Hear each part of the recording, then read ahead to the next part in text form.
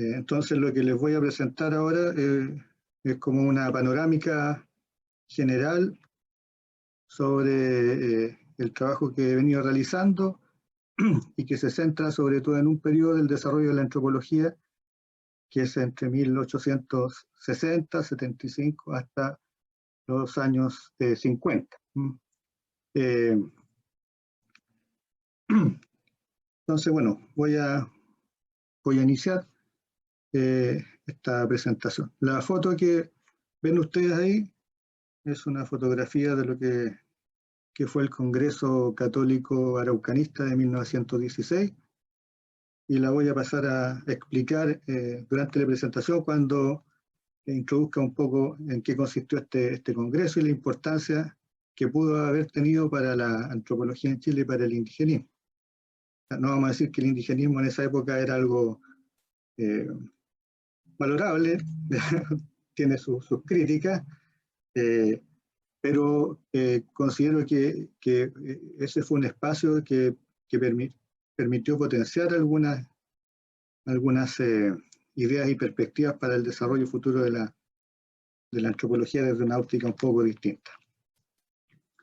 Bien.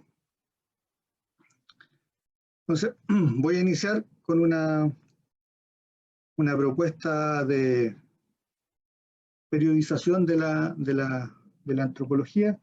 Si me ven mirando para el lado, es que tengo doble pantalla, entonces voy checando unos apuntes que tengo porque tengo problemas a veces de memoria, para no hacer un gafe ahí en ese sentido. Entonces, esta propuesta tiene una cierta base en algunas propuestas que también hizo Mario Orellana en la década de los 90, aunque he buscado yo darle un contenido distinto. Entonces uno podría pensar la antropología en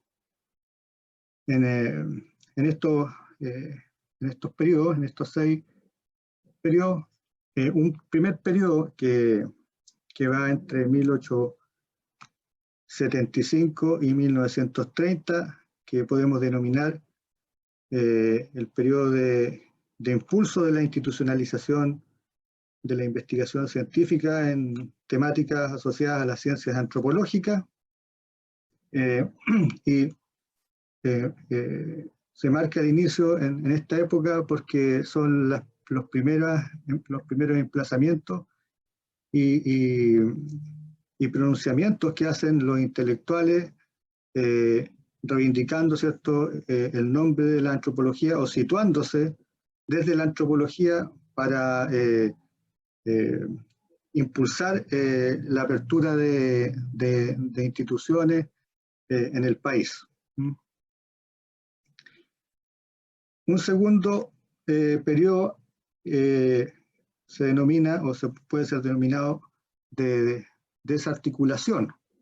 ¿Ya? Este periodo tiene que ver con el cierre de las instituciones que se habían abierto a la fecha, llámese secciones de sociedades científicas o museos, museos especializados.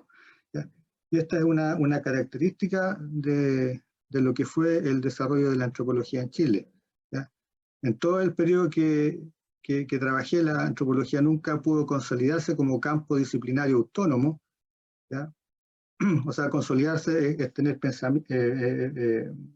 un desarrollo sistemático y consolidado de estas instituciones, ¿ya? Y funcionó siempre como un campo más bien adjunto al de otras disciplinas, ¿ya? Como era, por ejemplo, la historia o algunas ramas de la ciencia naturales, ¿ya? Siempre apareció como una sección o como una temática dentro de una sociedad científica o de un museo de orientación más bien naturalista durante este periodo. Entre el año 1954 y 1973 se puede hablar de un periodo de institucionalización académica y formativa. En el periodo anterior, ya pese a lo vamos a comentar después, pese a los emplazamientos que se hacen, nunca se logró abrir ninguna cátedra de formación en antropología. De hecho, casi todos los antropólogos más bien actúan de oficio. No quiere decir que no sean profesionales, porque el trabajo, a pesar de todo, busca hacer un trabajo más sistemático de excelencia bajo las condiciones más bien precarias. Solo 2 personas tienen una formación, podríamos decir, en realidad 4, pero los otros 2 después desaparecen de la escena, y solo 2 tienen una formación que es más bien puntual en la antropología, que son Aureliano Yarzún y Leotardo Mato. Y por lo tanto, la antropología entra al espacio académico, universitario, y con ello formativo, en la década de los 50, el año 54, con la fundación del Centro de Investigaciones Antropológicas en la Universidad de Chile. Este periodo, bueno, además, es bien particular para el caso chileno. Ha descrito muy bien el contexto María Fernanda Weigel, ¿ya?, de lo que fue Chile en ese minuto, dado también la situación que vive América Latina, la situación de las dictaduras militares, donde Chile ofrecía una cierta estabilidad política, y varias de las instituciones internacionales se asientan en el país, entre ellas Flaxo y CEPAL. Entonces ese fue un momento virtuoso y de impulso para las ciencias sociales en el país, dado que además con anterioridad el sistema universitario se había definido en función de una formación de tipo profesional, ¿ya?, o de tipo docente. Las universidades tenían esa vocación, por lo tanto, nunca se promovió una política científica a nivel nacional, que solo se logra en el contexto de la reforma universitaria, es la que permite en el fondo también consolidar la entrada de las ciencias sociales a las universidades.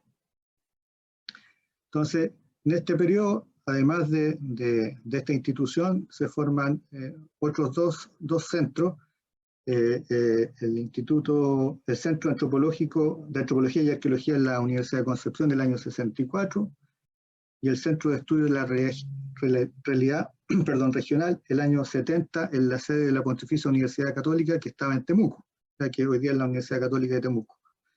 Y estos 3 centros dan lugar a carreras de formación universitaria. En arqueología, el 68, de una manera más informal, asociada al departamento, si mal no recuerdo, de historia, ya que después pasa a formar parte del departamento de antropología. El año 71, la carrera de licenciatura en arqueología en la Universidad de Chile. En Concepción, el programa de formación en arqueología del año 66, que partió el 65 con un propedéutico, ¿ya? Y este programa se desarrolla en el marco de un impulso que la UNESCO está dando a las ciencias sociales en Chile, y para eso vienen dos especialistas, Pereire y Gamelon desde Francia, que se suman a Zulema Seguel y generan este primer programa. Y después la carrera de antropología en la Universidad Católica de Temuco, que inicia en el 71 con un programa de formación en investigaciones en ciencias sociales, que el currículum completo era un currículum de antropología, estaba liderado por el antropólogo checo Milan Stuklic, y que después se transforma el año 73 en licenciatura de antropología. Después hay un periodo del 73 al 91 que es de desarticulación forzada, ya tiene que ver con el golpe del Estado y el cierre de muchos de los enclaves formativos en antropología. Solamente queda el de la Universidad de Chile, ¿ya? Y los demás son cerrados. Había antes también en el 71 también se funda un programa en el norte, la Universidad Católica, en la Universidad del Norte. Entonces todos estos programas se cierran, solo queda el de la Universidad de Chile, se cierran en el 73, 74, se corta el ingreso y ya se van prolongando hasta que emergen los últimos o egresan los últimos antropólogos. En el caso de Concepción fue más o menos, si mal no recuerdo, como el 84, y en Temuco el 78. Y ya se logra abrir un programa que es el de la Universidad Austral, una licenciatura en antropología en el periodo de la dictadura, ¿ya?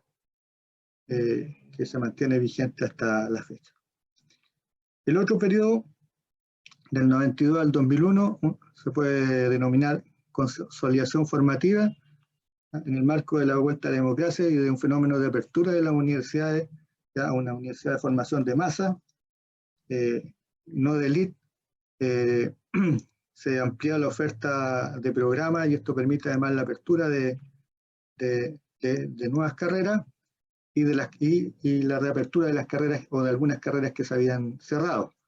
Entonces, aquí hay una emergencia y una consolidación y fortalecimiento institucional de la antropología. Se abre en Temuco el año 92, se abre un nuevo programa en la Academia de Humanismo Cristiano el año 92, se abre un nuevo programa en la Universidad Bolivariana el 92, que cierra el 2010, en la Universidad de Tarapacá, ex técnica del Estado, en 2005, en la de Concepción el 2005 se reabre, en el ARCI, universidad que abre el programa entre el 2007 y el 2017, en la Universidad Alberto Hurtado el 2011, Pontificia Universidad Católica el 2013 y Universidad de los Lagos el 2019. ¿Ya? Todos estos programas se van abriendo a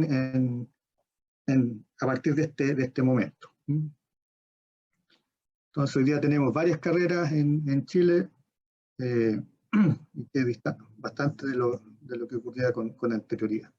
Y del 2002 al presente, un periodo que uno puede denominar, se inscribe en una política de rendición de cuentas que tiene que ver con todo el establecimiento de un modelo productivista que está impactando a la universidad y en particular a las ciencias sociales y las carreras de antropología, la acreditación de las carreras, la incorporación, ¿cierto?, de las estandarizaciones que se derivan a nivel internacional de Bolonia y TANIN América Latina,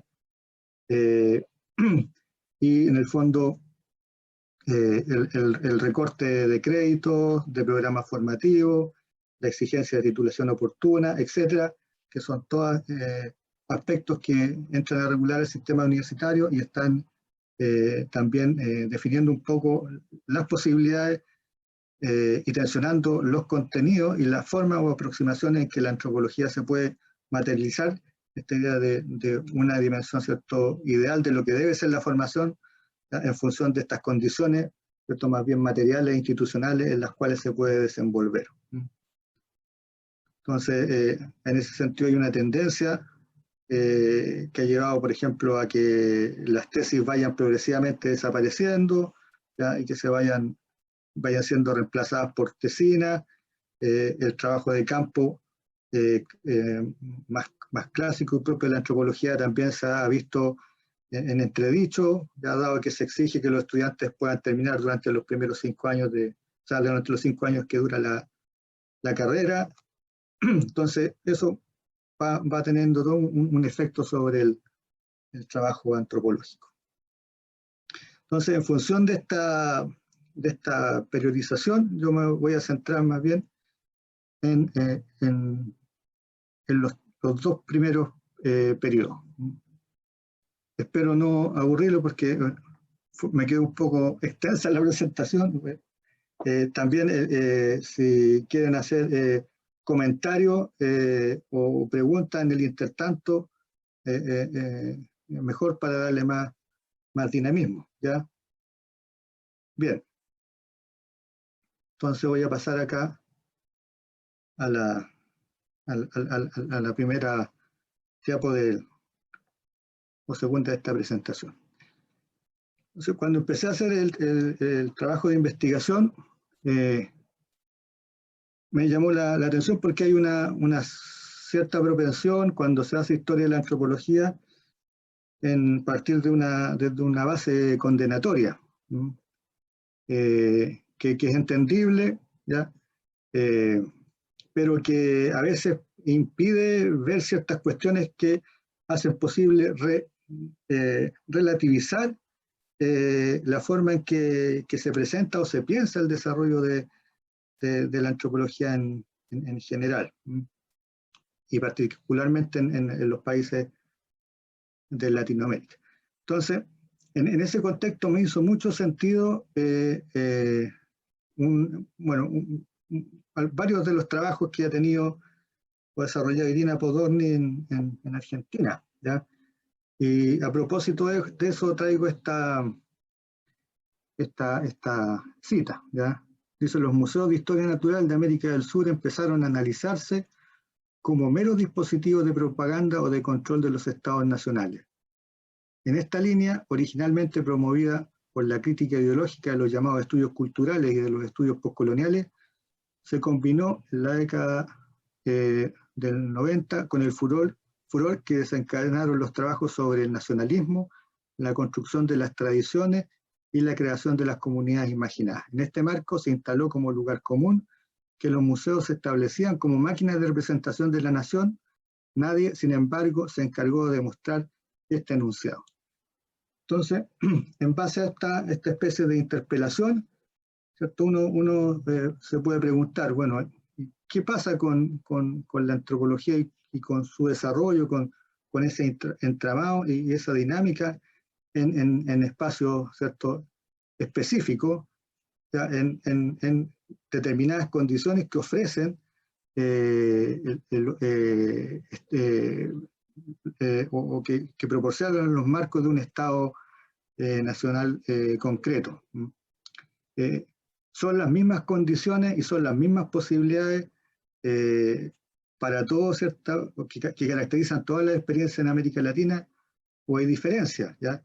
Porque muchas veces nosotros reproducimos ciertos modelos que vienen de dinámica en las que surgen otras antropologías, ¿ya? Por ejemplo, en México, donde hay mucho material y que permite ir definiendo con cierta claridad un estilo, una forma de antropología que nace, ¿cierto?, en una clave y que se consolida en una clave que se vincula más a la política, ¿cierto?, estatal. O sea, y se incorpora así en un momento como la ciencia, ¿cierto?, o una de las ciencias que fundamentan al Estado.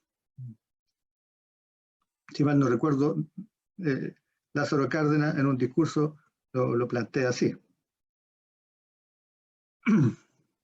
Entonces, en función de eso, ya la idea de las investigaciones fue ir discutiendo algunos puntos que ya formaban parte de este como sentido común que se había establecido respecto de la antropología en Chile.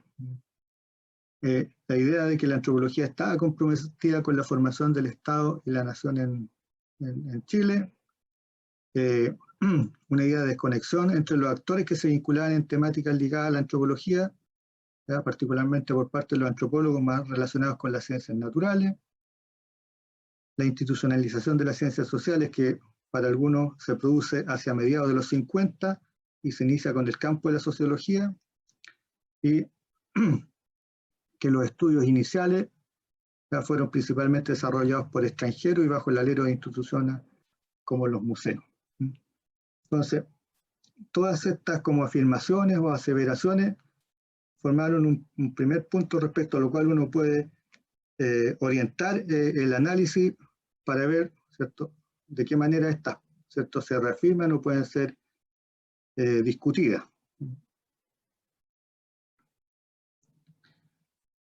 Entonces, en función de eso, como había planteado anteriormente, claro, aquí emergen varias preguntas, ya, también más de fondo sobre esta idea de la supuesta homogeneidad de la antropología latinoamericana, ya que varios autores han buscado caracterizar y se ha definido como periférica, del sur, ciudadana, subalterna, segunda, ya incluso la idea de la antropología nacionales.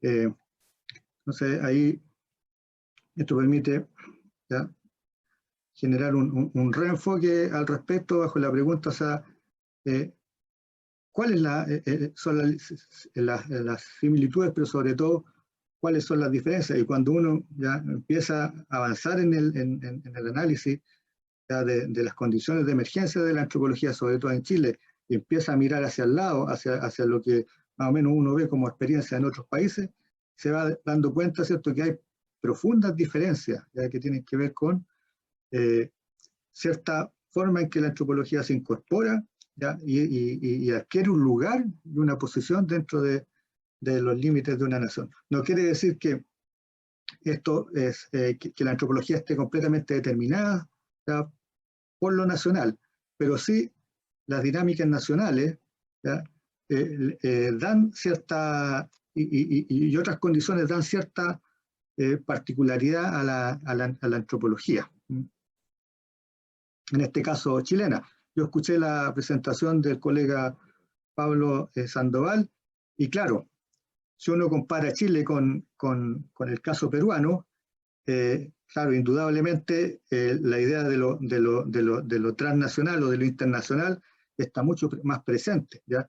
Pero ese impacto en Chile uno lo puede visualizar ya en la década de los 60, ya cuando hay un interés más internacional por estudiar la reforma agraria y sobre todo en la incorporación de la población indígena en el marco de un sistema socialista, ¿ya? Eso motivó a algunos antropólogos desde el exterior a venir a América Latina. En ese periodo, podríamos decir, hay un influjo más internacional, ya de intelectuales, ya también, ¿cierto?, en el marco de la Flaxo, y se produce además la incorporación de recursos extranjeros, pero con anterioridad, sobre todo con anterioridad a los años 50, esta cuestión es más bien marginal. Entonces, bueno, y también mencionar algo que planteó Claudia Salomón en una de sus intervenciones. Claro, en el periodo que yo trabajo, claramente el lugar de enunciación de este tipo de cuestiones del conocimiento relativo a las poblaciones indígenas en la antropología, ¿ya? Pero hacia los años 70, más bien 80, ya otras áreas de conocimiento empiezan también a trabajar sobre la población indígena, ¿ya? Por ejemplo, desde la estética, desde el área del arte, desde la área de la literatura. Por lo tanto, esta idea de los estudios indígenas ya empieza a perfilarse, ¿ya? Y lo indígena empieza a traspasar el dominio, ¿cierto?, objetual que había tenido la antropología. Entonces, dentro de algunos de los factores que uno puede ir identificando, ¿ya? Y sobre todo para el periodo en que trabajé y que permiten ir entendiendo un poco estas diferencias, como una propuesta está la idea de la importancia de la cultura material monumental para captar los intereses de algunos investigadores, o por el contrario, el grado de primitivismo, ¿ya? Una de los primeros esfuerzos de vinculación, ¿cierto?, con enclaves más bien internacionales en la antropología chilena, que fue efímero, se debe a esta condición de, entre comillas, primitivismo de la población, que motivó a que representantes de la escuela austriaca del método histórico-cultural vinieran al país, y que eso desarrollara un primer impulso que intentó transformarse en una escuela, pero que no pudo concretarse por el cierre de las instituciones y el despido de los investigadores. un discurso que integre y valore a lo indígena en el proyecto de la nación, ¿ya? Una temprana también política de reconocimiento de lo indígena, la estabilidad política y económica, la emergencia de instituciones especializadas y la posibilidad de formar un campo autónomo, una tradición intelectual, una élite intelectual potente que se vincula también a la élite económica, una colectivización de intereses y conformación de redes nacionales e internacionales y un mercado editorial. Todos estos aspectos, ¿ya? O estos indicadores, factores, en Chile aparecen expresados de una manera más bien débil, ¿ya? En tanto en otros países, muchos de ellos son nítidamente más claros y que permiten entender también expresiones de antropología, ¿cierto?, que emergen de manera más robusta, ¿ya? Entonces, sobre esto,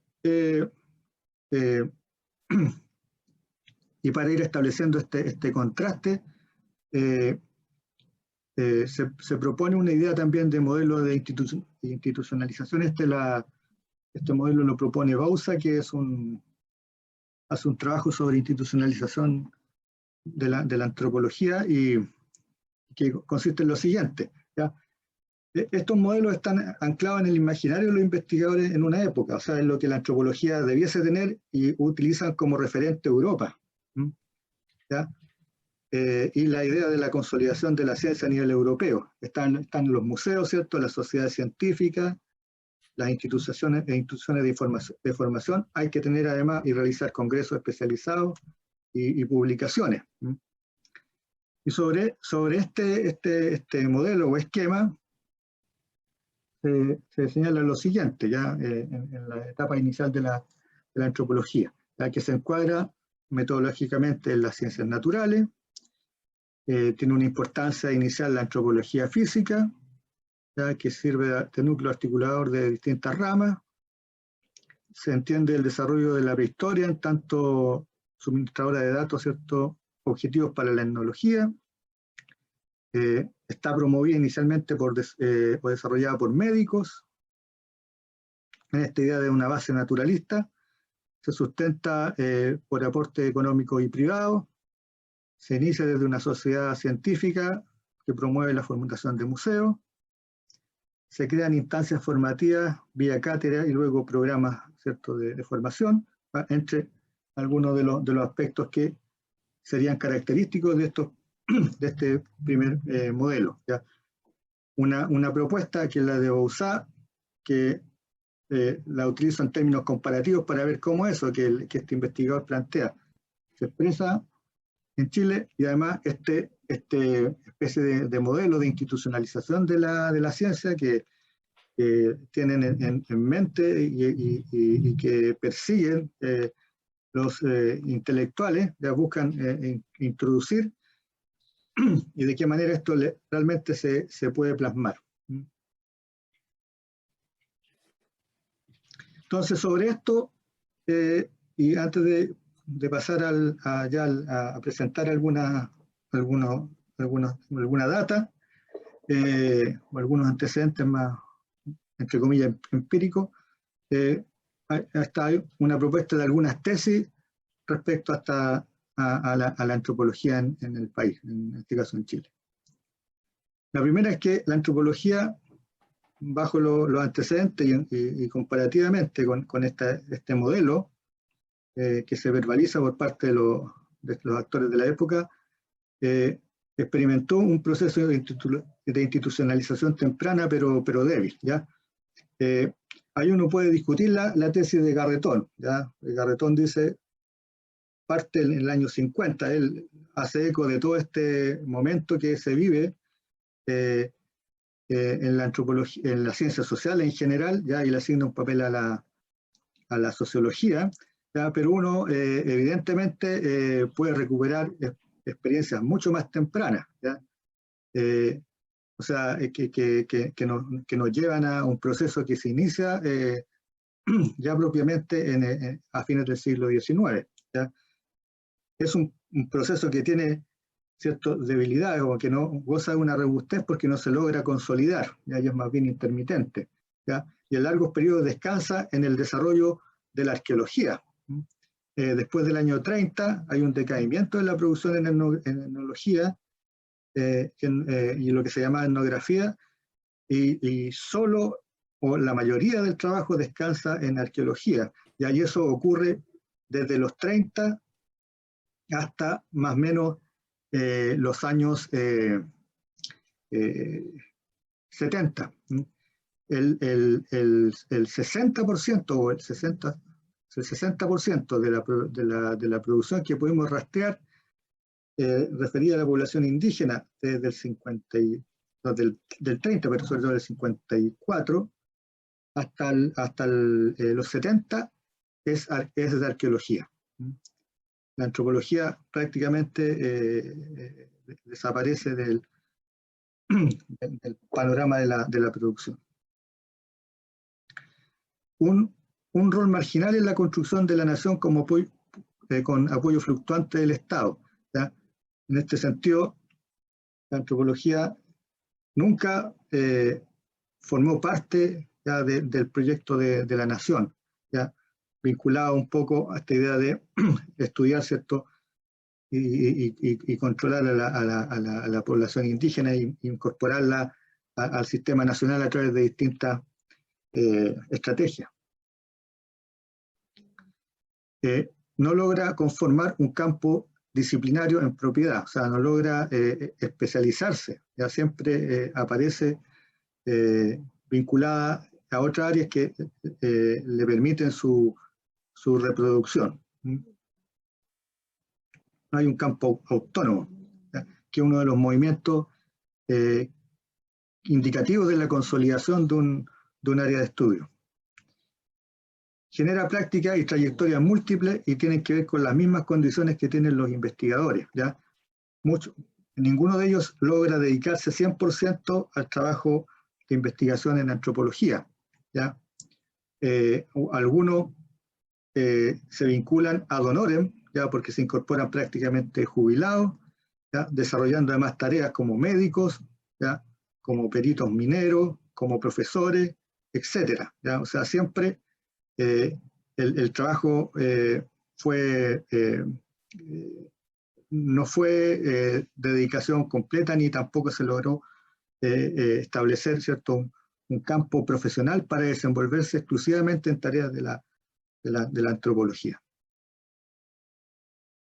Está además constituido por varios, ¿cierto?, enfoques teóricos e ideológicos.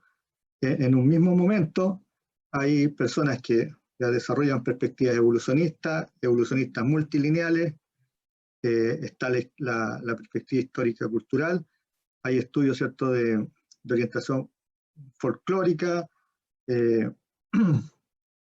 que aparecen ahí orientando la investigación. O sea, no hay una única escuela ni una única perspectiva, y además cada una de estas perspectivas o teorías es sostenida por uno, dos o tres sujetos. O sea, el evolucionismo es característico, por ejemplo, en el trabajo de Tomás Guevara, ya el más duro y estereotipante.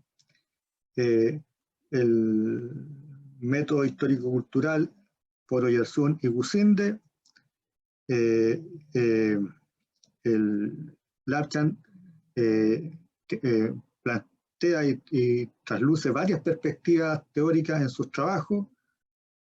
A veces aparece evolucionista multilineal, a veces hay cuestiones de carácter ecológico, etcétera.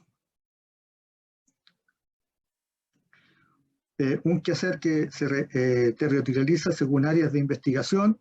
¿Ya? Toda el área norte concentra la mayoría, ¿ya?, o sea, casi la totalidad de los trabajos arqueológicos, y el área sur, el área, ¿cierto?, de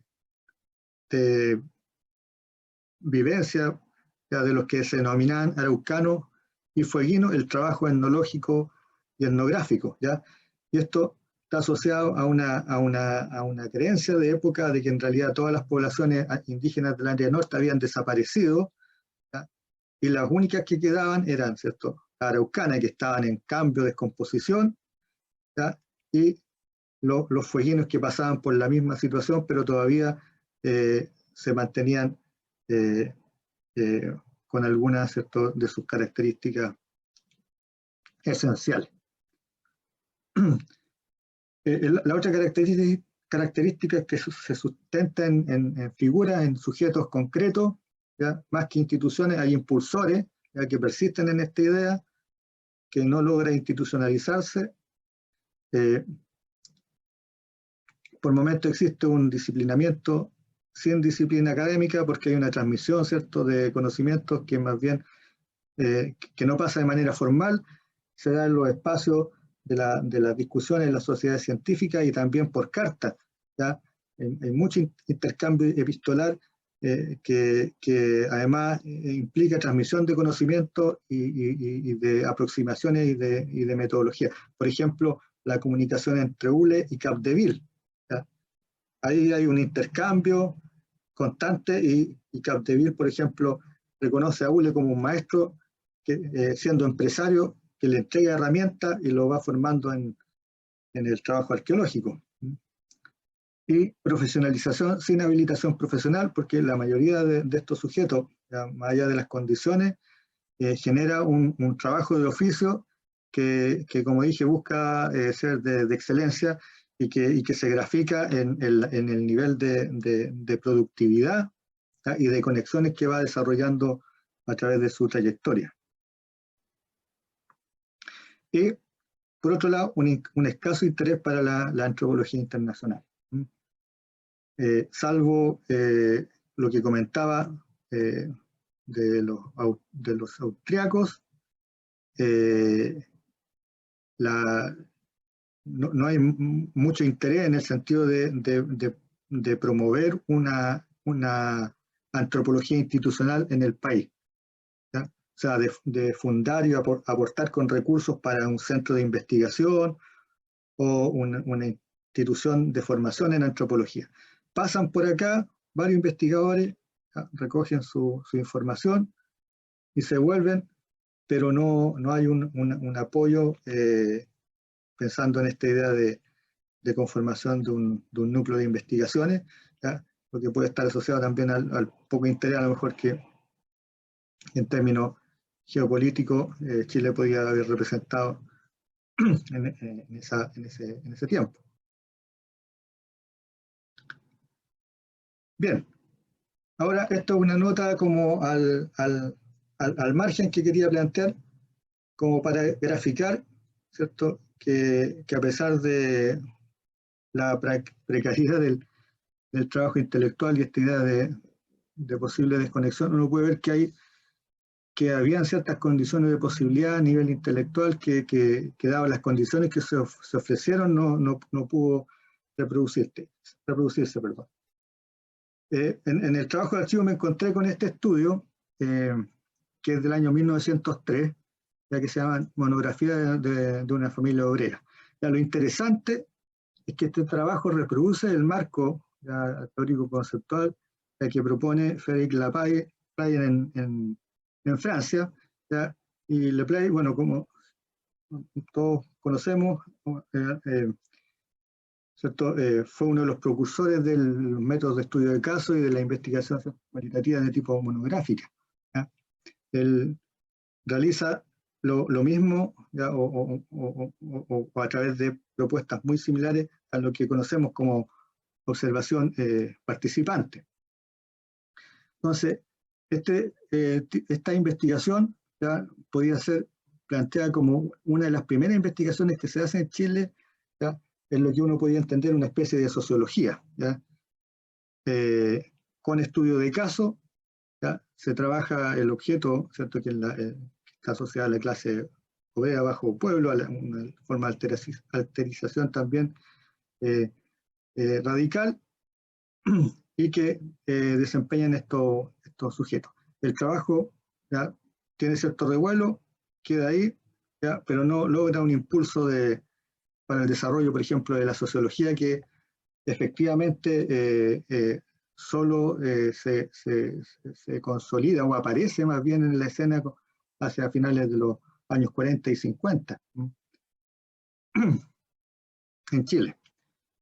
Y por otro lado, este fragmento del trabajo de Lapchan, que también recupera cuestiones bien interesantes, que son cosas que aparecen, podríamos decir, al pasar, ya como comentario, que, que dejan entrever ideas que después, claro, se logran articular si son consistentes para levantar una teoría, pero que en varios autores aparecen, ¿cierto? Pero no son desarrolladas en profundidad. Entonces, me parece interesante este pasaje del trabajo del autor. Cuando un pueblo se halla más o menos aislado en una tierra de abundancia natural, siempre existe la tendencia a permanecer en estado estacionario y el mayor o menor progreso depende en gran parte de la facilidad de sustentarse. Para salir de este estado precisan nuevos factores que vengan a dar impulso a las actividades latentes, por ejemplo, una escasez de alimentos, un cambio de clima o la invasión de otros pueblos. Encontrar un pueblo en un estado cultural tal o cual no implica que no haya podido progresar más, ni que su capacidad evolutiva sea inferior o nula. Para medir esta capacidad es preciso observar el poder que posee para modificar sus sistemas y asimilar los otros nuevos, cuando por cualquier causa las condiciones del medio cambian.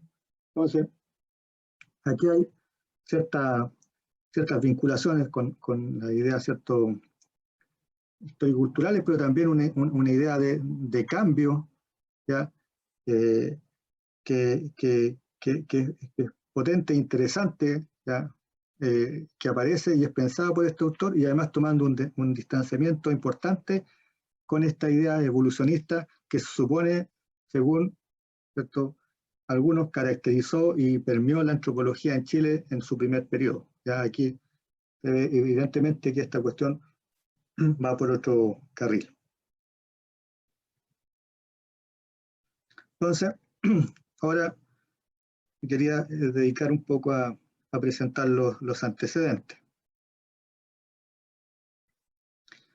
¿Cuáles son los núcleos temáticos que van movilizando esta antropología?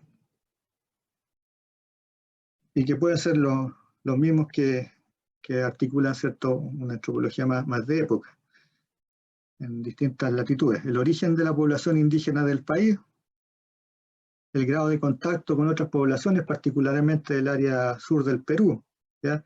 Hay varios que insistían en esta idea de que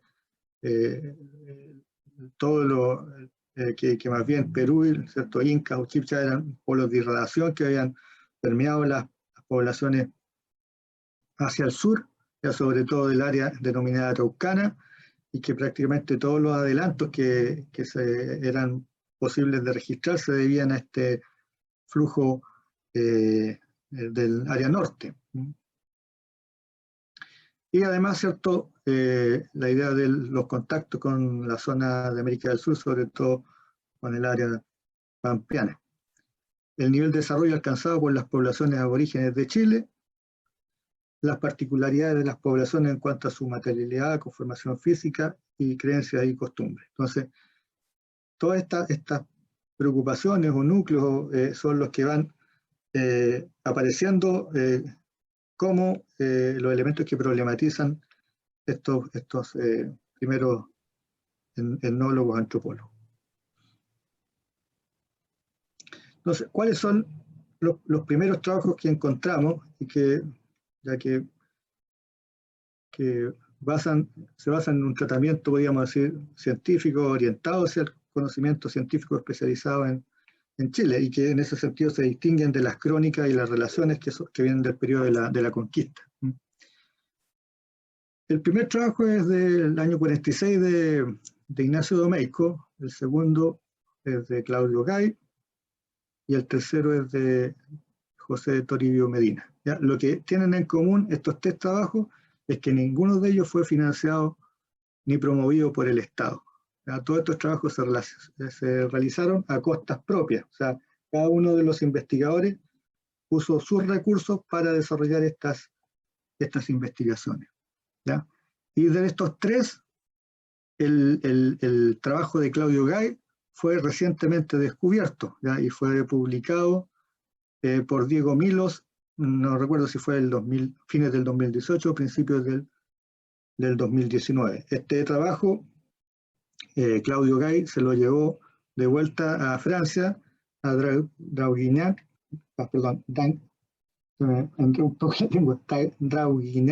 Draguignan, ¿ya? Que era la ciudad donde él vivía, y quedó ahí alojado hasta que Luis Misson lo recupera a principios finales de los 90 y vende una parte de los archivos a la Biblioteca Nacional, o sea, hace de puente entre esta sociedad y la biblioteca, y después la obra completa la traduce Diego Milo y la publica. El trabajo de Domeyko circula y tiene mucho impacto en su momento, sin embargo, no es considerado ni siquiera ya minoritariamente para repensar la política que el Estado está diseñando para ocupar la Araucanía, ya lo que se llamó la pacificación de la Araucanía. ¿Ya? En la parte final del texto, Domeyko da una serie de recomendaciones, ¿ya? Y el de Toribio Medina es también un trabajo destacable y destacado al nivel de lo que son, ¿cierto?, las monografías que se hacían en cualquier lugar del planeta. Tiene además incorpora una experiencia de campo de 3 meses en la región, en pleno momento en que la campaña de pacificación se estaba desarrollando, y que incluso los biógrafos dicen que puso varias veces en riesgo su propia vida. Ahora, lo importante de esto es que estos trabajos comunican una representación distinta a la hegemónica de época relativa a los mapuches. Es bien interesante en ese sentido el trabajo de Domeyko. ¿Cuáles son los otros antecedentes? ¿Ya? Hay también artículos que empiezan a producirse en el año 60 en los anales de la Universidad de Chile, un trabajo de antigüedad americana de Fabry, el trabajo de Rodolfo Felipe, los indígenas de la provincia de Valdivia, que lo publica en alemán en la revista Das Auland. Medina, que además publica una serie de otros pequeños trabajos en la prensa, en boletines pequeños, sobre el Piuchen, que es una, ¿cómo podría decirlo? Una expresión, un ser que algunos denominan mitológico de la cultura mapuche, los araucanos y la astrología, la geografía antigua de Chile, y Chile, sus orígenes y el origen de su nombre. Después está Barros Arana, que publica geografía etnográfica, apuntes sobre la etnografía de Chile, en análisis también de la universidad. Y después hay otros antecedentes, uno la Exposición Internacional de Chile de 1875, que ya implica una primera expresión que empieza a poner el nombre de la etnología y la antropología en la escena pública política. La Sociedad de Arqueología de Santiago, que se funda en 1878, la Exposición del Centenario, ya que de 1910, que es la antesala para poder promover la idea de fundación de un museo indígena. Y otra cuestión que es sumamente gravitante, que es el Congreso Americanista, que se celebra en Buenos Aires en el mayo de 1910, porque eso permite comparar lo que es la experiencia chilena con la argentina, ¿ya? Y de alguna manera extraer, ¿cierto?, de la propia América Latina una forma en que la antropología se estaba consolidando a la manera de un modelo.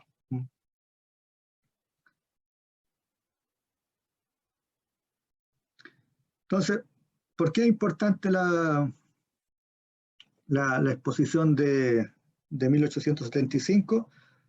No, porque dentro de esta exposición ya se considera una sección que se llama Antigüedad Americana, y ahí participan con exposiciones que son colecciones de tipo arqueológica de distintos países, eh, expositores, ¿ya? Y eso permite ir generando también un interés o despertando un interés en algunos sujetos por este tipo de cuestiones, y la idea de empezar a generar redes internas para desarrollar este tipo de áreas de trabajo. Entonces, ahí es importante, por ejemplo, la participación de Fray Benjamín Rencoret, que estaba en Ecuador. Ahí él acompaña una colección que viene de Ecuador, y que tengo entendido que nunca más regresa a Ecuador, pero una vez tuve la oportunidad de conversar con un colega ecuatoriano y que estaba rastreando estas cuestiones, y me decía que no hay registro de la vuelta de esta colección, ¿ya? Y al parecer esta quedó en el Museo de los Mercedarios, que está en Santiago. Eh, Después, bueno, aquí también participa Rodolfo Filippi, hace una exposición del trabajo y de la importancia de desarrollar la arqueología y la etnología. Rodolfo Filippi fue el director también del Museo Nacional de Historia Natural en su segunda etapa, el impulsor de lo que llaman su consolidación como institución científica. Y eso ya, permite nuclear a varios sujetos, y es un establecimiento de redes que es la antesala para la fundación de la Sociedad de Arqueología en 1878. Y la otra es la exposición del centenario, que es una exposición que permite levantar un pequeño museo en el Palacio Hidalgo, que está en el Cerro Santa Lucía de Santiago, ¿ya? Cuyo colección que se reúne y que viene de lo que privados tenían en su poder, de algunas cosas que se habían reunido también, permite constituir una primera base de objetos materiales que permite proyectar el trabajo arqueológico. Entonces aquí aparece abajo, si se alcanza a leer, tres sujetos que son claves después para el desarrollo de la antropología en Chile en ese periodo, que es Aureliano Yarzún, ¿cierto?, que es médico; Tomás Guevara, que fue profesor rector del Liceo de Hombres de Temuco, y que también tuvo un cargo en la gobernación de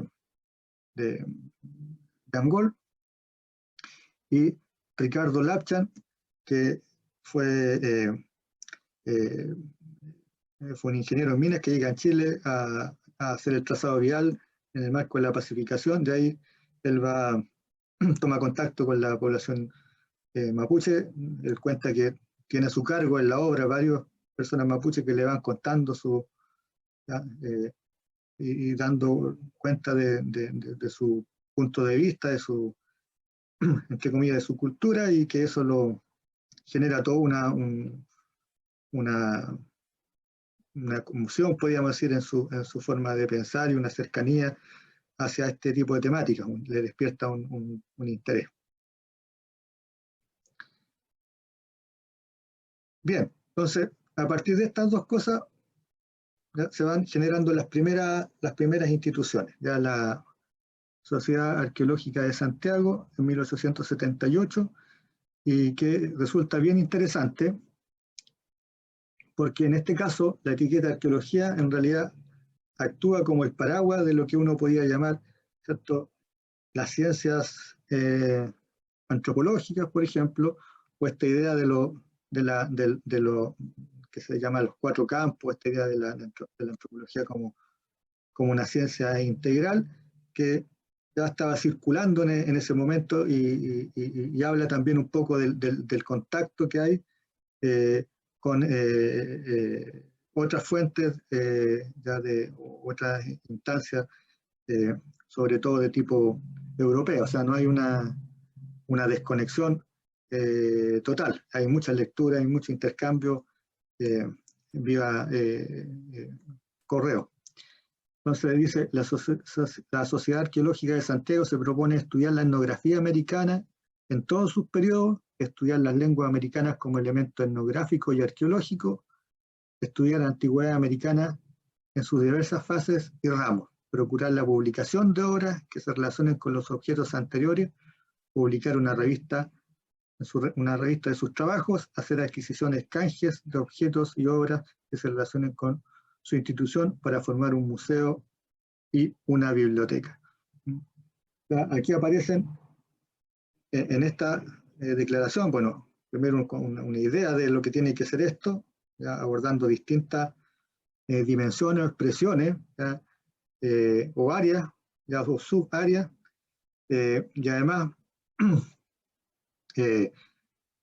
fijando ciertas cuestiones que tienen que ver con este modelo de institucionalización que son las publicaciones en la revista, ¿ya? Y pensar en el museo y en la biblioteca, ¿ya? Y el museo como un enclave que permite asentar y materializar este tipo de experiencia. Entonces, ¿quiénes eran los socios de esta primera sociedad de arqueología? Entonces, destacados en negro están todos los sujetos que tuvieron después una aproximación al trabajo hacia la población indígena por medio de algunas publicaciones. Entonces, aparece ahí Barros Arana, Daniel Barrio Cres, que se dedicó un poco al estudio de la lengua, que tenía conexiones importantes de material. Tomeico, Francisco Font, aparece José Toribio Medina, que después desaparece de las temáticas y de los estudios indígenas, y se dedica a otras áreas, o sea, él publica su texto, los aborígenes, y después desaparece un poco del espectro de la antropología, o de lo que podríamos llamar antropología. Filippi, que es naturalista, Vida Gormaz, que es un marino, que se dedica a la hidrografía y además a la descripción de las poblaciones del sector sur austral, y Pedro Armengol Valenzuela, que es un sacerdote mercedario que se dedica también al estudio de la toponimia y un poco de la lengua. Ahora, interesante acá mencionar que aparece Pedro Montt, que fue presidente de Chile entre 1906 y 1910, ¿ya? Y esto es interesante porque fue en el periodo de Montt, ¿ya?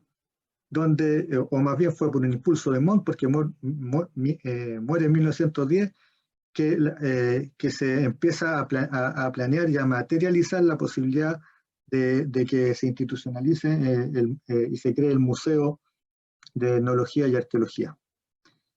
Y ya contradictoriamente aparece aquí Vicuña Maquena, que es un historiador y reputado en Chile, pero en su rol de político fue uno de los que apoya la campaña de pacificación de la Araucanía. Pero tenemos varias, o conquistas de la Araucanía, como llaman algunos. Pero aparece en reiteradas ocasiones, no directamente asociado a este campo de estudio, sino que más bien al desarrollo de la historia. Aparece en las sociedades científicas con posterioridad. Y bueno, de los internacionales, quien aparece como socio acá es Mitre, ya que fue presidente de Argentina, y que si no mal no recuerdo en esta época él no había sido presidente todavía, pero estaba estudiando Derecho, me parece, en la Universidad de Chile, y creo, si no me equivoco, me podrán corregir ahí, creo que estaba exiliado. Fueron un poco de los que estaban en exilio en esa época. Entonces, a raíz de estas cuestiones ya y de estos vínculos, ya se van haciendo varios emplazamientos que empiezan a poner en la escena pública la necesidad de impulsar este tipo de ciencias en Chile. Entonces, Porter, que uno de los principales promotores, articuladores, era un entomólogo, zoólogo, dice que es tiempo que se reaccione contra la indiferencia, ¿ya? Y, y emplaza que hay que investigar, ¿cierto?, sobre lo que se llama las razas, recoger información, ¿ya? Están en breve, ¿cierto?, breve marcha hacia la desaparición, y dice después, ¿cierto?, que el Supremo Gobierno estimule el estudio y propaganda de la antropología como se ha hecho en los países cultos, ¿ya? Hay una referencia también, hay una relación entre este campo de estudio y, ¿cierto?, los países, ¿cierto?, más cultos que han promovido su, su proyección. Después, a raíz del trabajo o sea, del Congreso Americanista de Buenos Aires, Oyarzún y Guevara redactan un informe al presidente de la República, ¿ya? Entonces dice, se ha manifestado el señor presidente al rector de la universidad y al director del Museo Nacional, ya que tenía colecciones, pero era más bien no tenía secciones en esta materia, la necesidad que hay en Chile de organizar un museo etnográfico independiente de las otras secciones, aunque no en la dirección general, regentado por un especialista europeo, particularmente por un antropólogo que sepa reunir, preparar y clasificar un material abundante. Entonces, esto además marca un proceso podríamos decir, de especialización, en el sentido de que ya los políticos o intelectuales general van desapareciendo, y quienes van entrando a desarrollar el trabajo en esta idea de tomar conciencia, que tienen que haber especialistas que permitan levantar esto y además formar a los otros, son sujetos que ya tienen formación a nivel, ¿cierto?, universitario o secundario, en distintas materias. Y Leonardo Matus ya en 1915 ya reclama también con la inexistencia de cátedra en Chile a nivel universitario.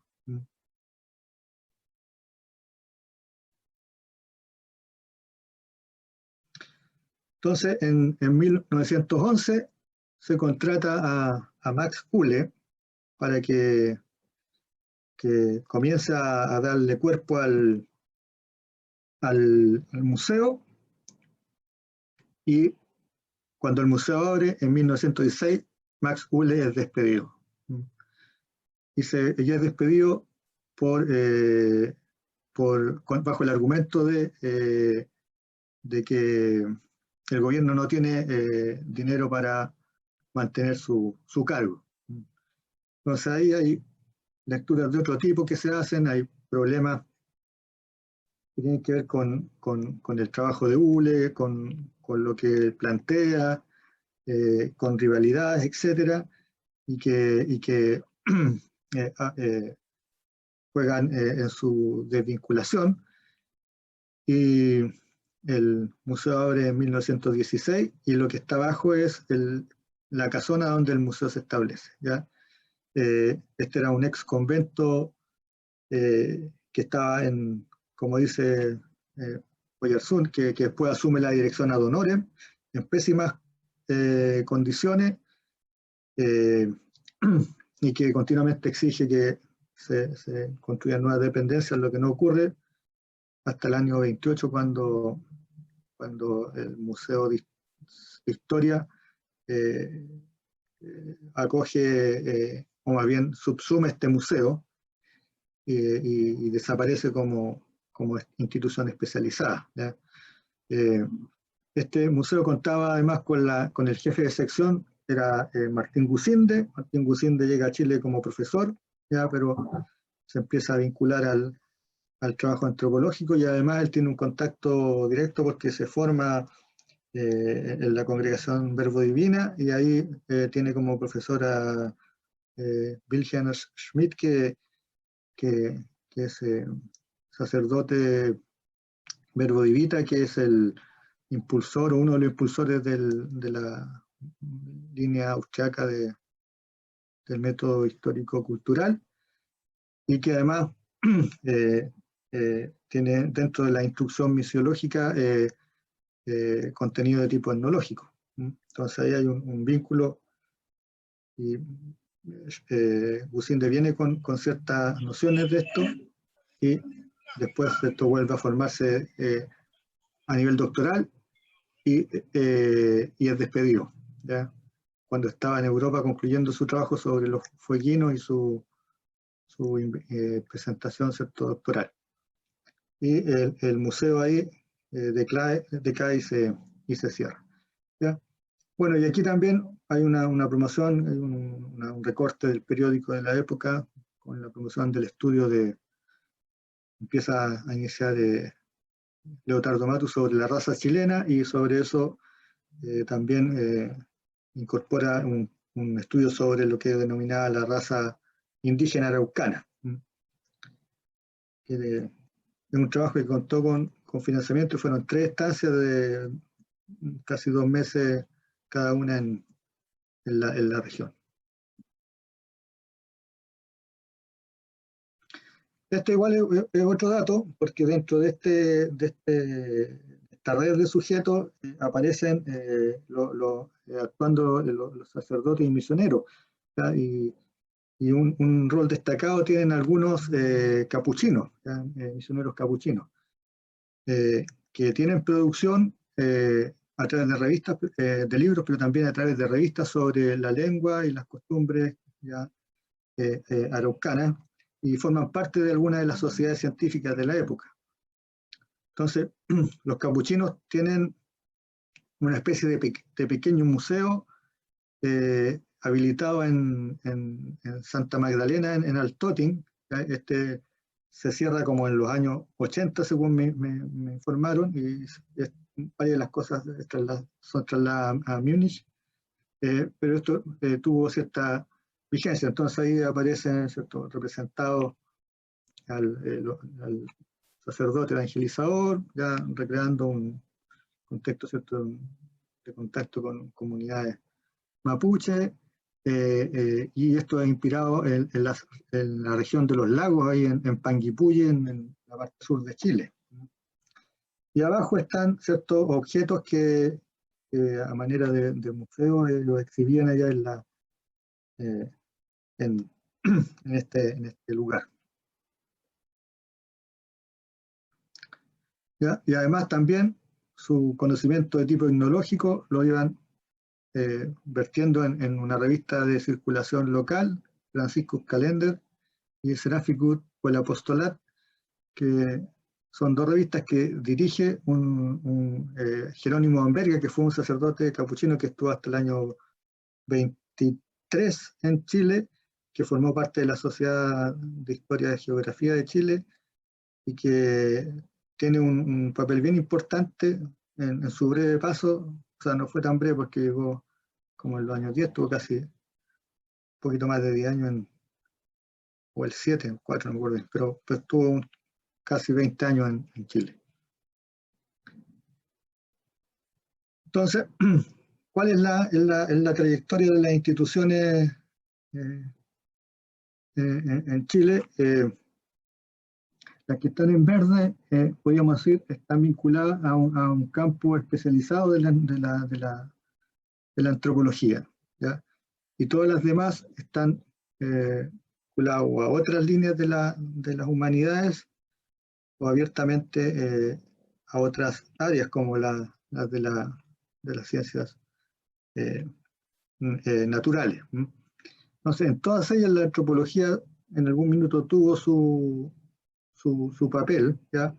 Pero en esta reorganización que se da del espacio científico después de los años 30 y la especialización, van saliendo, ¿ya? Y varias de estas instituciones van consagrando su trabajo directamente en un área disciplinaria o en disciplinas, ¿cierto?, adyacentes. Entonces, la Sociedad de Arqueología tiene una existencia breve, ya da paso a la Sociedad Científica Alemana, que se funda en 1885 y que dura hasta o persiste hasta un poco hasta los años 50. La Sociedad Científica de Chile, que se funda en 1881, ¿ya? esta es inicialmente de orientación más bien francesa, ya los primeros trabajos se publican en francés, la alemana, los primeros trabajos se publican en alemán. Está la Sociedad Historia y Geografía, que tiene un papel sumamente importante en este periodo para el desarrollo de la antropología, tiene una sección y una revista donde se publican muchos trabajos de antropología, podríamos decir la mayoría de los trabajos. Está la Sociedad de Folclore de Chile, que fundó Rodolfo Lenz, Vicuña Cifuentes y Ramón Laval. Formó parte de aquí, de esta sociedad, Manuel Manquilev, que fue profesor y diputado de la República, y también Tomás Guevara y Ricardo Lapchan, y que después se subsumía por la Sociedad de Historia y Geografía. Está la Sociedad Biológica de Concepción, que empieza a desarrollar un trabajo de antropología física. Aquí quien impulsa esto es Karl Haeckel, que es un médico alemán, y aquí empieza a hacer también sus primeras incorporaciones Alejandro Lipchuk, y está los anales de la Academia Chilena de las Ciencias Naturales, que también incorpora algunos trabajos de estos primeros antropólogos. Y por otra parte, los museos y instituciones en esa dirección, que tienen secciones de antropología o a través de su revista difunden trabajo, el de Historia Natural, el Museo Histórico Indígena de Santa Lucía, que desaparece pero no tiene un área de investigación, es solo exposición de colecciones. El Museo de Historia Natural de Valparaíso también incorpora un par de trabajos de orientación antropológica. El Histórico Nacional, que tiene un par de números de la revista, pero también después decanta más bien en un museo que expone colecciones y no desarrolla un área de investigación. Y el Museo de Etnología y Antropología, que es subsumido por el Histórico, que tuvo una revista, pero que, claro, interrumpe sus labores. Entonces, en función de esta dinámica, la gran mayoría de los informes administrativos ya dan cuenta de las condiciones precarias en las que se desenvuelve el trabajo. ¿Ya? Un trabajo por mucho tiempo ad honorem, con sueldos bajos, con la imposibilidad de desarrollar trabajo, con asumir las costas de las investigaciones que se hacen de campo por parte de los propios investigadores, incluso en los periodos de vacaciones, ¿ya?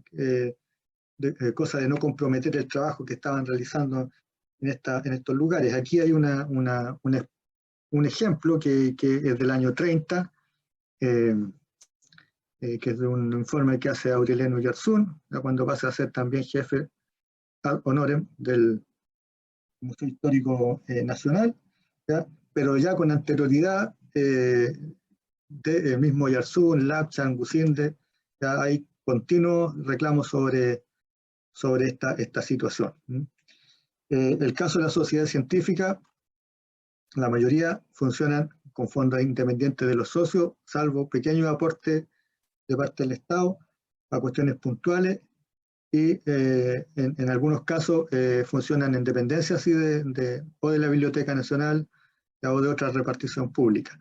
La Sociedad Folclore ya sesionó inicialmente en la casa de Rodolfo Lenz.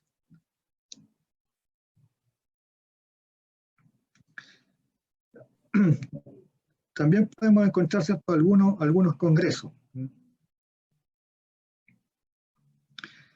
Entonces, están los congresos científicos generales chilenos, aquí parten en 1893, y estos incorporan ya en algunas de sus iniciativas trabajos de tipo, ¿cierto?, antropológico, etnológico, etnográfico. Ya, en total se catastraron 20 trabajos, 5 en etnología, 5 en antropología física, 8 en arqueología y 2 en prehistoria. El más concurrido de estos congresos fue el de Temuco, en 1913. ¿Ya? Y aquí hay algunas fotografías, ¿ya?, de esa época.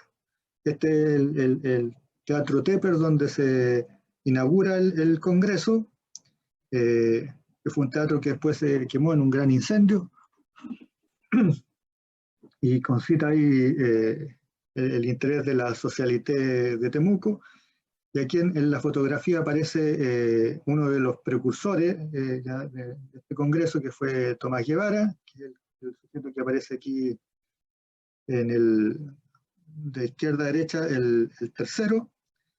Y aparece además en la foto de la derecha el poeta Samuel Lillo, que en este congreso da lectura también a un trabajo literario referido a la población araucana mapuche, que fue además fue connotado él en su época como escritor y poeta, y hermano de un aún más connotado escritor que se llamaba Baldomero Lillo. Y aquí está el Congreso Araucanista de Santiago. ¿Ya? ¿Por qué es interesante este congreso? ¿Ya? No es un congreso estrictamente científico, pero examinando un poco sus principios, sus finalidades, uno puede pensarlo como la primera iniciativa de tipo indigenista que se lleva a cabo en Chile, ¿ya? Y concerta en ese sentido a distintos actores, ¿ya? Aparece organizando esto el clero, la iglesia, eh,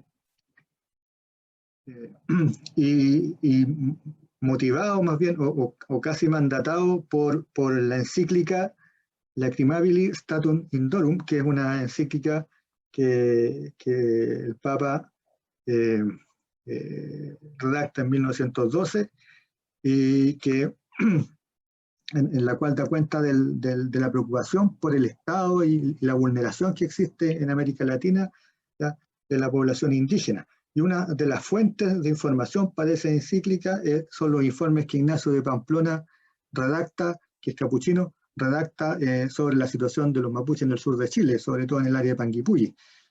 Ahí hay un atropello sí constante de los derechos por parte de los indígenas por parte de los empresarios, y uno de los sujetos que actúa como un defensor ahí, e incluso llega a levantar un parlamento, el de Coscosa en 1907, fue Sigifredo de Franjoise.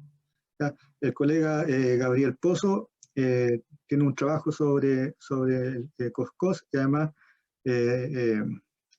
Carmen Arellano y Rosvita Kramer, y no me acuerdo cómo se llama el otro, sacaron otro investigador alemán, sacaron un trabajo sobre el Parlamento, y publicaron una parte también de las cartas de Sigifredo. Entonces, aquí están los sacerdotes, hay científicos, políticos, están los escritores y están los indígenas, ¿ya? Y el objetivo de este congreso es tratar de buscar una solución para mejorar el estado y la condición de las poblaciones, sobre todo la población mapuche en la Araucanía. Ese fue el propósito del congreso, y el congreso duró lo que duró. 1916 estaba la intención de proyectar esto y sostenerlo como una cuestión permanente, pero quedó solo en esta iniciativa, y después todo lo que se propuso pasó al olvido. Entonces, aquí aparecen algunos de los actores presentes en ese momento, ¿ya? Está en este caso el conferencista, uno de los conferencistas, que es Leotardo Matus, que era un profesor de educación física y que se dedicó ya a la antropología física, sobre todo en esta idea de la antropometría, ¿ya? Y podríamos decir que Matus medía todo lo que pasaba por sus manos, estableció los sistemas de medición en las escuelas, era profesor también en la escuela militar, y también llevó a cabo trabajo con población araucana en ese estudio de la raza chilena, ya que en el fondo era la elaboración de una serie de tablas de tipo comparativa sobre la población que habitaba en el país. Aquí aparece Jerónimo de Amberga, que es padre capuchino, que es uno de los que expresa como una mayor vocación a vincularse al ámbito científico. Está Ignacio de Pamplona, que también es capuchino. Está Manuel Manquilev. Está Martín Gusinde, que Martín Gusinde tiene pronuncia una conferencia que se llama Medicina e Higiene entre los araucanos. Está Juan Catrileo, un cacique que fue invitado, como varios otros representantes. Está Aureliano Yarzún, se me confundió la etiqueta ahí, que aparece ahí, que pronunció la conferencia de la creencia de la sangre en los antiguos araucanos, la creencia sobre la sangre en los antiguos araucanos. Están otros miembros de la iglesia, está el obispo Juan Ignacio González, y aparece ahí también Max Uhle, en el tiempo en que todavía andaba dando vuelta por Chile, o sea, fue más o menos en la época en que él es desvinculado del museo. Entonces, este congreso tiene varias secciones, una de religión, otra de instrucción, de legislación, de economía social, de etnología lingüística y de higiene y salubridad. O sea, podríamos decir, están todas las dimensiones sobre las cuales se piensa en que se deben llevar a cabo acciones de la población indígena de manera de poder diseñar una política de Estado, ¿ya? Dado que también en el Congreso participan varios políticos. Entonces está la sección de etnología y lingüística que preside Manuel Román, y los vocales son Crescente Razzuri, Emilio Baize, el reverendo Pablo Manuel Lagos, Félix de Augusta, Aureliano Yarzún y Aureliano Díaz Mesa. Aureliano Díaz Mesa fue un periodista que escribió una crónica del Parlamento de Coscosi, y fue también miembro de la Sociedad de Historia y Geografía de Chile. Y las temáticas en el área de etnología y lingüística fueron las cualidades físicas, intelectuales, morales de la raza araucana, métodos de estudio de la raza, estudios filológicos, necesidades de los misioneros del estudio de la lengua, creencias y prácticas supersticiosas, medios de contrarrestarla, historia de la labor de la Iglesia a favor de los indígenas. Entonces, aquí aparece esta idea del indigenismo de integración, que es característico de los primeros indigenismos en América Latina. No sé cómo voy con el tiempo.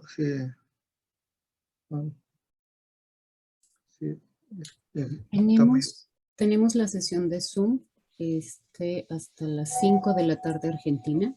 No sé si te parezca. ¿Te falta mucho? No, no tanto. Sí, es que pues están muy cansados. Pensaba más. No, también para dejar también espacio para alguna discusión o preguntas. Perfecto. Tal vez en 20 minutitos más, ¿te parece? Ya, perfecto. 15, 20. Dale. Ya. Entonces, ¿quiénes son los sujetos o los actores y cómo están conectados? ¿Ya? Voy a también a hacer una entrada más general acá. Bien, tenemos 91 autores, ¿ya? Quienes publican en estas temáticas en el periodo, 88 hombres y 3 mujeres. ¿Ya? ¿Quiénes son las 3 mujeres? Guillermina González, que es una profesora secundaria, que escribe el trabajo Reliquias de Arauco. Ella fue profesora del Liceo de Niñas de acá, y el Liceo de Niñas también tenía su pequeña colección de objetos. Perata Revillo de Sunier, que estuvo vinculada a la Sociedad del Folclore Chileno y después a la de Historia y Geografía, y que publica cuentos araucanos, que es una recopilación de cuentos que realiza en distintos lugares y en su vínculo patronal con algunas personas de origen mapuche y huilliche. Y de entre ellas, Grete Mosny, que es austríaca, que emigra a Chile en el contexto de la Segunda Guerra Mundial, tiene formación, ¿cierto?, como arqueóloga y egiptóloga, y ella es podríamos decir, tiene una formación científica, se incorpora al Museo de Historia Natural, a desarrollar un trabajo sobre todo en arqueología, aunque tiene un trabajo sobre lingüística, y tiene una producción ya mayor para la época, como 6 o 7 trabajos. Después se convierte en una figura destacada, porque ella entra al museo en la época en que lo dirige Ricardo Lapchan, y después ya termina siendo la directora del museo y impulsora además de la incorporación de la antropología y la arqueología a la universidad. Y para el caso de los investigadores tenemos a Ricardo Lapchan, que yo les comentaba que era un ingeniero en minas. Después les voy a hablar un poco porque les voy a presentar su ficha de vida. Está Tomás Guevara, que era profesor del Liceo de Hombres de Temuco, vinculado a la política. Está Aureliano Oyarzún, que era médico de amplia trayectoria y trabajo en el área de la medicina, sobre todo de la salud pública y la bacteriología. Y Oyarzún, hacia el final de sus años, ya a partir de 1910, se empieza a vincular a las cuestiones de tipo antropológica. Rodolfo Lenz, ¿cierto?, que es más conocido, sobre todo en Argentina. Él es un lingüista, filólogo alemán, que realiza un trabajo sobre la lengua mapuche o araucana. Walterio Lucer, que también es un connotado científico botánico, reconocido a nivel internacional, que también en un minuto fue jefe de la sección de antropología de arqueología en el Museo de Historia Natural, una sección que, bueno, vio en varios momentos interrumpida, ¿ya? Martín Gusinde, el sacerdote que también es conocido, Verbo Divita, que trabajó casi todo el tiempo que estuvo en Chile sobre la población, ¿cierto?, del extremo sur, los llamados follinos. También tiene una estadía en la región de la Araucanía para estudiar, hacer trabajo de campo entre los mapuches. Está Leotardo Matus, que ya se lo comenté, este profesor de educación física. Jerónimo de Amberga, que es capuchino. Félix José de Augusta, también capuchino, que se dedica a la gramática de la lengua araucana. Jerónimo de Amberga a temas de tipo educativo. Y Eulogio Robles, que fue un protector de indígenas, que también se dedicó a hacer trabajos de descripción, podríamos decir, entre comillas, etnográfica de ciertas situaciones o momentos en contexto mapuche.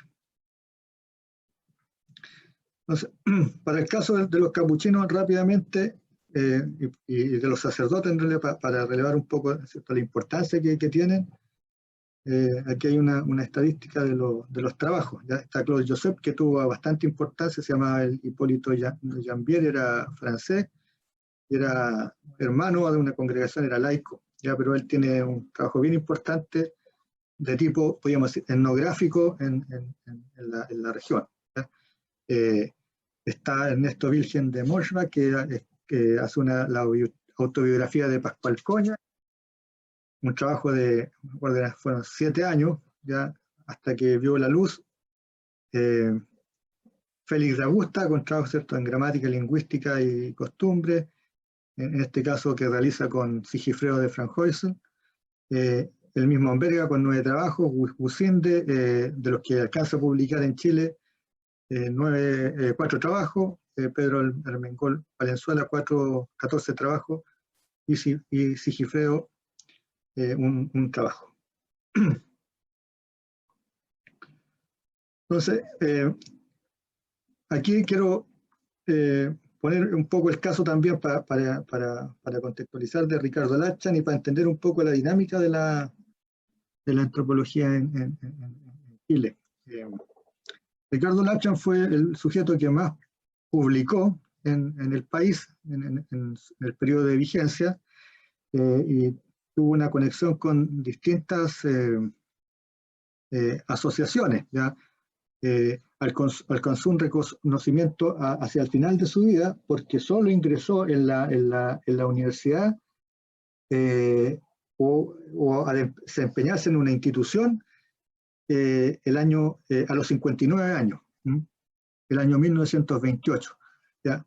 Todo el tiempo anterior, él se desempeñó como perito minero en el norte, haciendo exploraciones para las mineras, donde además desarrolló su trabajo de tipo arqueológico, y fue además profesor de caligrafía en La Serena, profesor de inglés también, hasta que el 28 entra como profesor de una cátedra que duró muy poco, que se llama Historia del Arte Indígena, y en ese momento pasa a ser director del Museo Nacional y por un breve periodo decano de la Facultad de, si no mal no recuerdo, Filosofía y Humanidad. Él estudió en la Universidad de Londres, Ingeniería en Minas, y el caso de Lapchan es interesante porque casi toda su vida, y donde se concentra mayoritariamente su producción, que es desde 1903 hasta 1928, casi todo ese trabajo lo realiza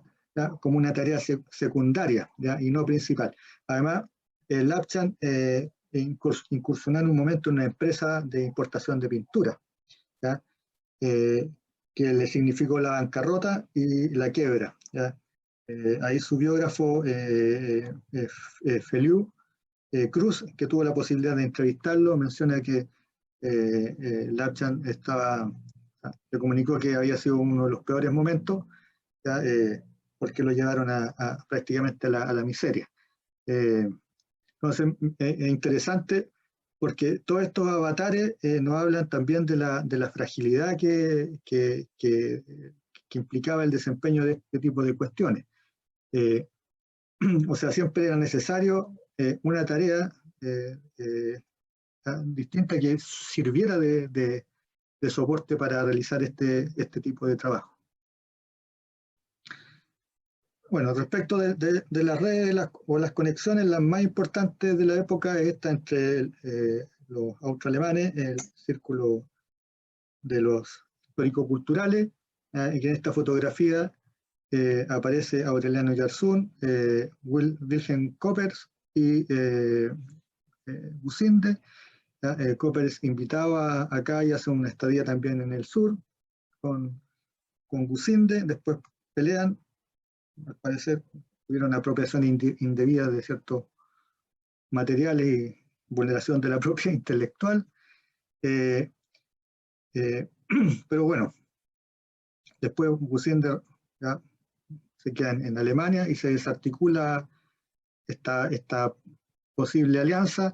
Aureliano Yarsun sí se encarga de hacer traducciones del alemán al castellano de varios textos, tanto de Coppers como de Wilhelm Schmidt, que son textos teóricos sobre lo que es la corriente histórico-cultural.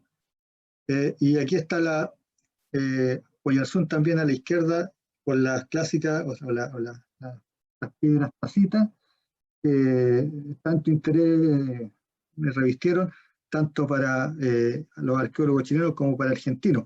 Y si mal no recuerdo, Ambrosetti tiene un trabajo sobre las piedras también, que se publica acá, o Imbelloni, uno de los dos, no recuerdo. Pero también hay vinculaciones con Lafon, de los que me acuerdo del lado argentino. Y bueno, por otro lado, Lenz está conectado por sus estudios de la lengua con distintos sujetos, pero a través del trabajo propiamente folclórico o antropológico, está vinculado con la Asociación Americana de Arqueología, aparece, ¿cierto?, como uno de los correspondientes de la revista, y en vínculo con Chamberlain y con Boas. Bueno, con Boas en realidad es más circunstancial, porque el vínculo consta de una carta de intercambio. Lapchan es miembro de la Royal Society y de otras instituciones, y este otro Guevara de la Sociedad de París. Entonces ahí hay cierta vinculación. El otro vínculo importante que uno puede constatar es el vínculo entre Lehmann-Nietzsche y distintos intelectuales chilenos, ¿ya? En este caso hay varias cartas con Augusta en el contexto de la gramática araucana, un trabajo que hace Augusta. Augusta es reconocido por todos como un experto en la lengua mapuche y de hecho en varias oportunidades Lehmann-Nietzsche le hace consultas a él sobre algunos términos.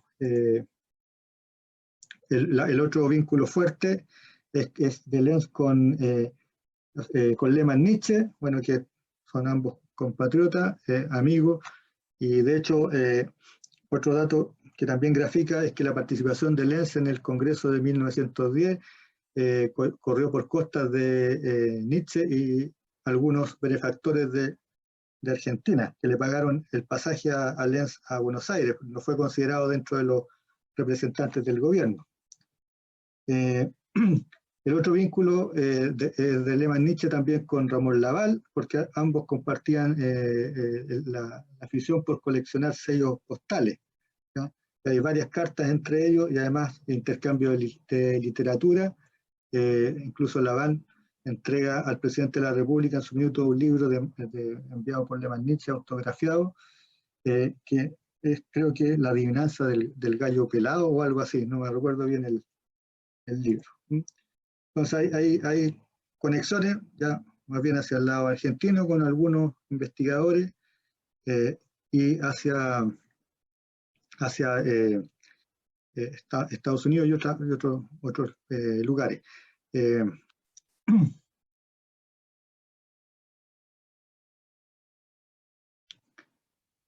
Y la otra cuestión que también es importante respecto de las redes es la red de colaboradores informantes, ¿ya? Y esto llama la atención porque dado bien un modelo de escritura o de representación que estaba vigente en la época, que tiene que ver con esta especie de canon de escritura científica y retórica de tipo cierto científico, etnográfica, los informantes van desapareciendo, ¿ya? En esta idea de la impersonalización de la descripción etnográfica o de campo.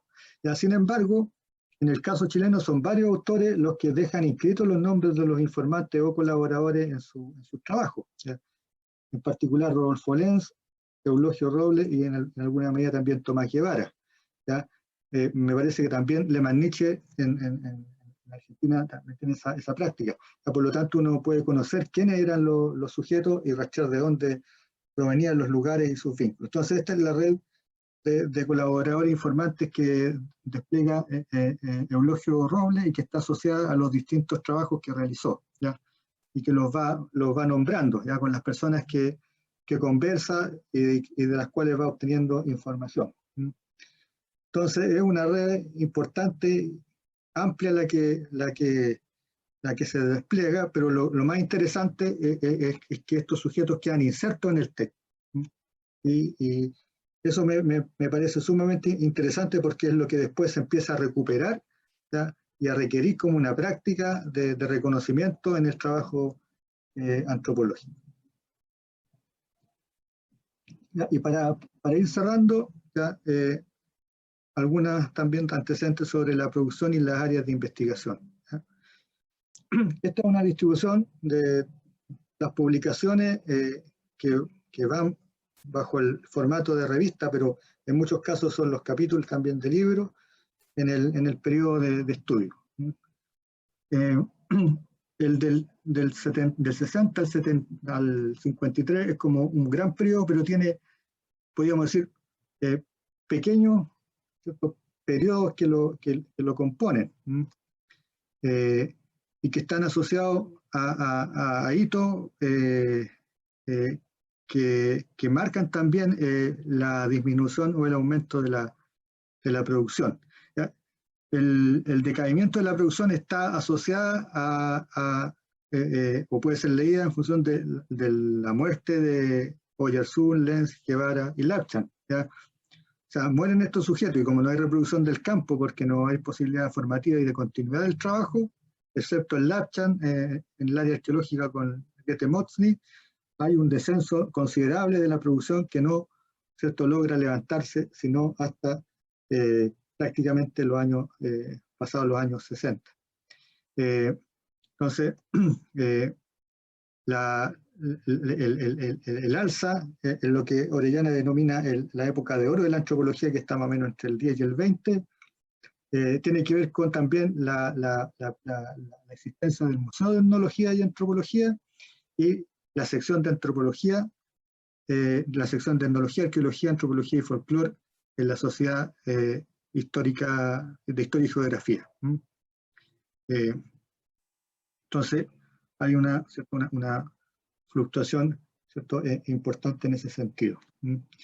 Son los trabajos que se rastrearon son 532 y en este periodo, asociado a estos picos de producción, reflejan 447 trabajos. Ahora, el 35% de toda la producción, de los 91, el 35%, 186 trabajos son publicados entre Oyarzún, Lenz, Guevara y Lapchan. Lapchan 76, Guevara 68, Lenz 28 y Oyarzún 14. Y esta es también un trabajo de la distribución de las publicaciones en temas que excluyen, eso sí, arqueología y antropología física entre los 1860 y 1990. ¿Ya? Y que es un trabajo que estamos realizando actualmente, que hay que afinar todavía esto y situarlo mejor en el contexto, sobre todo para después de los 70, ¿ya? Pero también refleja los quiebres y permite comparar cómo en una época donde no había todavía profesionalización, ¿ya?, como tal, la productividad es mucho mayor, que sobre todo entre el 55 y el 73. Lo que falta aquí es trabajar si hay circulación exterior, ¿ya?, porque esto está solo, remite a la circulación nacional. Pero hay que contrastarlo con la circulación hacia afuera, a ver si hay publicaciones que circulan por el espacio más bien internacional. Pero el sondeo que hemos hecho no ha llegado, no ha traído mucha, no ha reunido muchos antecedentes al respecto. Entonces, ¿cómo se distribuyen según áreas temáticas? La mayor producción está en el área de arqueología prehistoria, después tenemos etnografía, etnología, historia no historia, ya que en el fondo es historia sobre los indígenas, después tenemos trabajos sobre folclore, antropología física en menor medida, o sea, la antropología física es más bien, no es la de mayor preponderancia ni en el inicio ni en el desarrollo de la antropología, y la lingüística, que es un área de especialidad, ¿ya? O sea, los que hacen trabajo sobre lengua son personas que tienen formación en filología o que por situaciones contextuales están insertos bajo ciertas necesidades de oficio para establecer contacto con los indígenas y conocer su lengua, por ejemplo, los misioneros, ¿ya? Ninguno de los otros etnógrafos, antropólogos, tiene manejo de la lengua indígena, dado también las exigencias que empiezan a aparecer ahí desde el canon antropológico. Ni Guevara, porque Guevara a veces presume de que habla, pero las traducciones se las hacen los estudiantes, ¿ya?, de mapuches del liceo. Después la distribución, ¿cierto?, temporal de las distintas producciones. Bueno, todas van decayendo hacia los 50. La etnológica, ¿cierto?, tiene una etnográfica tiene una caída fuerte. La lingüística también tiene un decrecimiento, porque es la muerte de Lenz la que tiene un impacto sobre el campo y sobre la producción, ¿ya? O sea, toda la producción está sostenida más bien en los sujetos y no en la posibilidad de proyectar efectivamente este tipo de investigaciones, dada que no estaban las condiciones. Y aquí hay una distribución también de las publicaciones, de autores con 8 más publicaciones, donde también marca un poco la diferencia. Y ahí están los que encabezan esto, que son Lapchan y Guevara. Y bueno, acá hay un trabajo que exploró un poco, en función de varias variables, cómo se configuraba esta idea de la producción. Entonces, lo interesante es que, a pesar de ser un espacio que no está completamente regido por un canon disciplinario donde hay autonomía, ¿ya? Pero dada la multiplicidad de líneas que siguen los sujetos, uno podría haber pensado que en realidad el campo o el espacio este se configuraba de manera mucho más heterogénea, en función de estas preocupaciones, ¿ya? Sin embargo, hay núcleos bien definidos que hacen posible también pensar o visualizar cierta especialización, ¿ya?